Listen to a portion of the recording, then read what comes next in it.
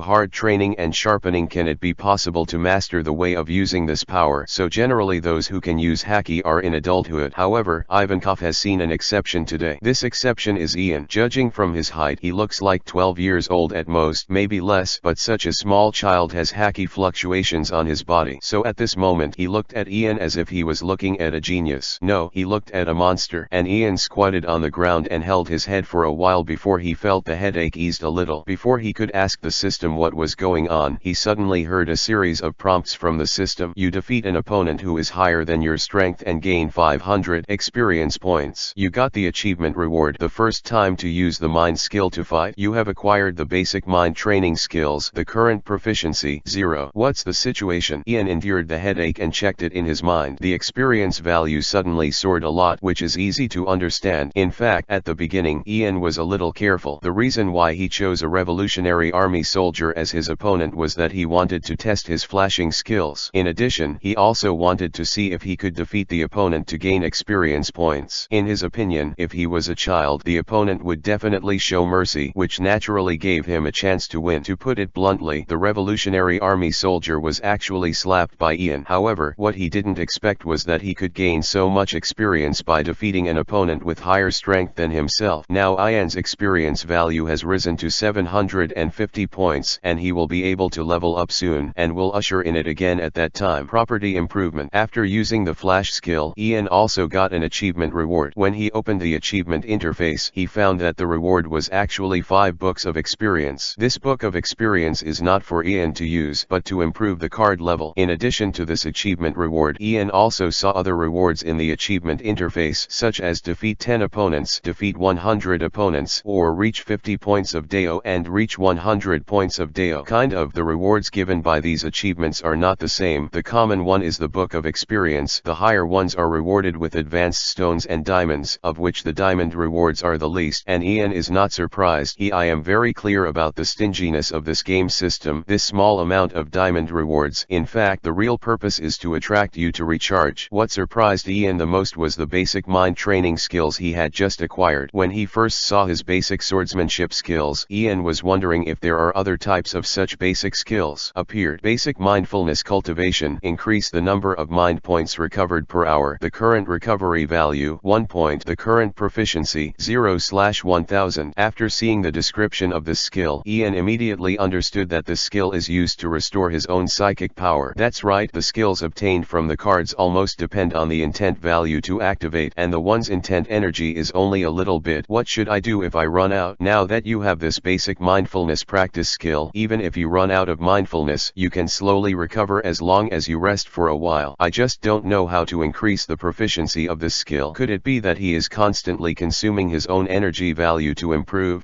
It's very likely that this is the case. Didn't you see that the proficiency of this skill is much lower than that of the swordsmanship skill? After Ian's swordsmanship skills were upgraded to primary swordsmanship, the proficiency required to upgrade to intermediate swordsmanship turned out to be as many as 1 million. When he first saw it, even he himself took a breath of air. Comparing this value with the current mindfulness practice skills, it felt like a bunker. Perhaps it was because of the slow recovery effect of the skill that Ian's headache was relieved. Just as he was thinking about it, he suddenly realized that there seemed to be someone in front of him. He looked up and saw Ivankov's picture. Slap in the face. From a close distance, this face is even more frightening. Ian shrank back 2 steps in shock and asked, "What are you doing?" "Hip-hop boy." Ivankov seemed to be in a very happy mood, turning around again and said to Ian, "It's amazing. What's your name?" "My name is Ian." "Ian Candy." Ivankov said. "How are you feeling now? Do you need me to treat you?" "No, I'm better." Ian quickly waved his hands. Ivan didn't dare to accept Ivankov's kindness. The guy who ate the hormone fruit in front of him didn't even know whether he was a man or a woman. Although his current image was a man, he could turn into a woman at any time. A person who can freely control hormones. Ian is determined not to let him touch his body. The ghost knows when he treats himself with healing hormones or sex hormones. "Okay." Ivankov nodded and said, "Don't worry too much. Your headache should be the sequelae of awakening haki. It's fine. By the way, do you know what haki is?" If anyone in Shimatsuki village who was familiar with him had asked this question, Ian would have pretended to be naive and said he didn't know, but it was Ivankov who asked this question, so Ian didn't need to hide anything. He just nodded and said no. He understands that Ivankov may be thinking of his ability as haki, that's why he asks that. However, Ian himself knows his own affairs. Since this time, Ian has been trying to figure out his own mind ability. In his judgment, there may be some differences between the mind ability and the real haki, although the essence may be similar. However, the form of expression is not necessarily the same. The ability of the mind is wrapped around the sword, which can simulate the effect of armament haki, but such as conqueror haki, the ability of mind cannot necessarily be simulated. He guessed that he originally wanted to give Ian a long talk about haki, but he was held back by Ian's words. Ian found that he was shaking all over, with a very hard expression. The end. Ivankov said, "You know,